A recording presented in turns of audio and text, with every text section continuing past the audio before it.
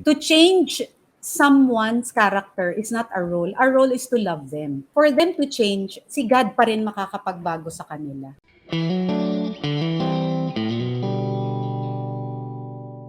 Paano kung ang ideal love story mo ay hindi nag-match sa reality mo?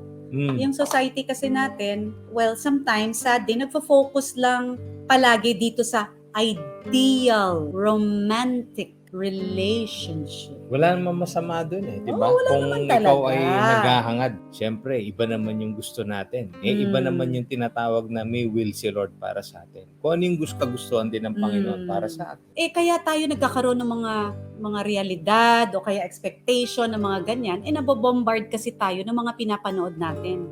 Regardless kung anong mga love story, fictional, non-fiction, na kaya nag-expect din tayo na dahil nakatuon, nakafocus tayo dun sa lahat ng what consumes us. Yan. Kasi sabi nga, what you behold, you become. Wow. So parang tuloy ang nangyayari, nasa slide natin yan sa totoong buhay mag-asawa. Kaya pag hindi nag-live up sa expectation, kakaroon tayo ng hindi pagkakaunawaan. No, love, no? Oo nga.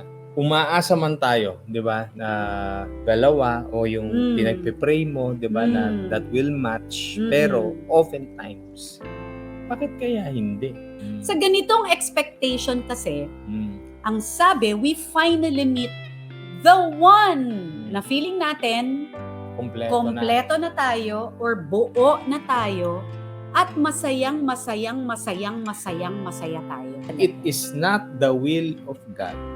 It's going to be a struggle later on. Kasi sabi nga daw, itong ideal na expectation mo for a husband or wife, or kahit, let's say you're already inside the relationship, perhaps, makaka-fill in naman daw ng mga missing pieces, or will make up for your shortcomings.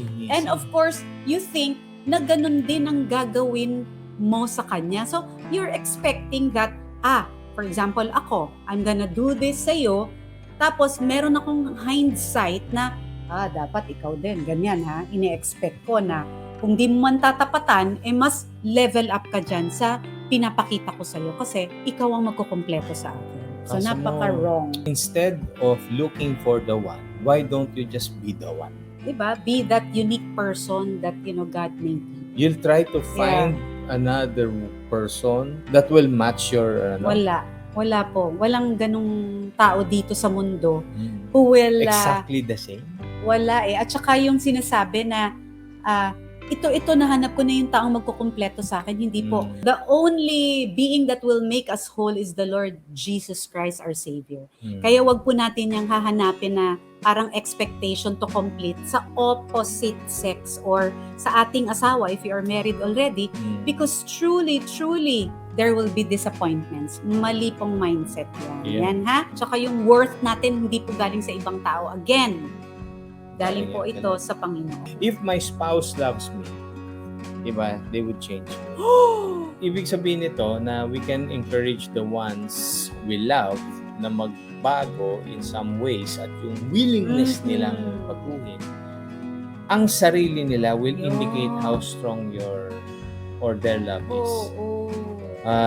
Ang reality check, di ba? You should have the mindset na I love my husband or wife for who they are and who they are becoming. To change someone's character is not our role. Our role is to love them. For them to change, si God pa rin makakapagbago sa kanila. Pero hopefully, sa end natin, imo-model din natin. Kailangan nating baguhin kung ano yung dapat baguhin natin. We have to understand that we will also change over. Pero wag naman yung super overtime na kunyari, 40 years na kayong married, hindi pa rin nagbago. Sabi natin, hindi, magbabago rin ako. Grabe naman. Hopefully, hindi naman ganun. When you desire to change, then you also ask God for the grace na makapagbago ka rin sa kabutihan ng character mo at saka doon sa relationship na nasaan ka. Yan. Saka yung suporta, no? Importante talaga yung susuportahan mo siya in making changes sa buhay niya para maging better self, diba? Tandaan natin sa bawat punto na sinasabi natin, si God ang makakapagbabago sa isang tao. Lalo na sa mga yung pag-uugali, mga ganun. Show that person what love is talaga. Humility and all that.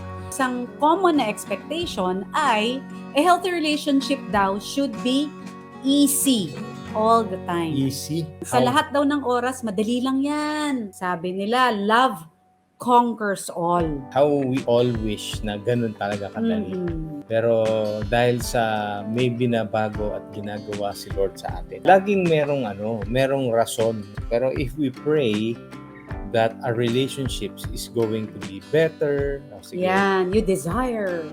and the Lord will give us opportunity. Sige nga, how will you process it? How are you going to do it?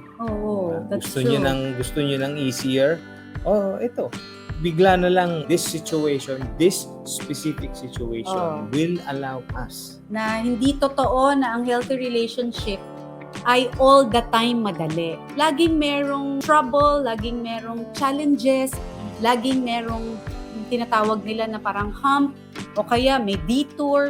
Hindi talaga po madali yan, lalo na in the area of relationship. That's why it's very important to understand that no one in this world can give you what you really desire and what, your worth, your value. At talagang si God lang yan na naglalang sa atin. As we mature nga, for example, matagal na nga kayong mag-asawa, or as a person, matagal na magkakilala, please also learn the dynamics of fighting fair. We've already, in our previous episodes, over and over time, balikan nyo po, we also thought about how to communicate well, how to strengthen in the area of communication, finances. So, i-desire po, magkaroon po tayo ng parang hope that hindi pwedeng maiwan na lang tayo ng ganito, na mag-expect na lang ako sa'yo ng langit at lupa.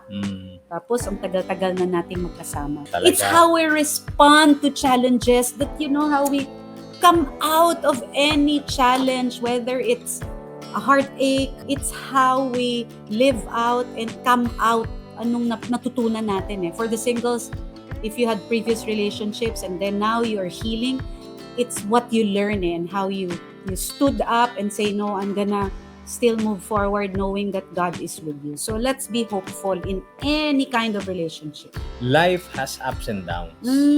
But together, you are able to weather the storm. Sarap naman. May kasama ka sa payong. Oo, kahit na alam naman natin, we're just thinking of God's sovereignty sa buhay natin. Di ba? Mag-agree ba kayo na sovereign si Lord? Ibig sabihin, He is in full control of everything. As the creator of everything, He holds everything in this world. Kasama na doon ang buhay natin. Meron tayong right to choose. Lagi naman kung anong desisyon ang gagawin natin sa buhay. Pero, yung consequence ng decision that we made, lalo na pag mali, hindi natin yan mapipili. That is why we need the wisdom of God always to decide on things, especially in the area of family and relationship. Kasi hindi disposable ang isang relasyon, yung alam mo yung, ganito, tapos kuha na lang ng iba. Lalo na po kung sa mag-asawa, di ba? Pakadami pa kung pwede natin pag-usapan dito sa, di ba, expectation versus reality in a relationship. Kaya naman, syempre, of course, here at Happy Spouse, Happy House, to learn more from other real-life couples, di ba? You can still have that Happy Wife, Happy Life seminar with Coach Chinky and Novi. Alam nyo na po yan kung saan pupunta, no? Kasama nila dyan si Sir Julius and Tintin Babaw. So, punta lang po kayo sa ating website o kaya i-type nyo po seminar, all caps. Or mag-comment po kayo dito sa ating GC or visit chinktv.com. Okay.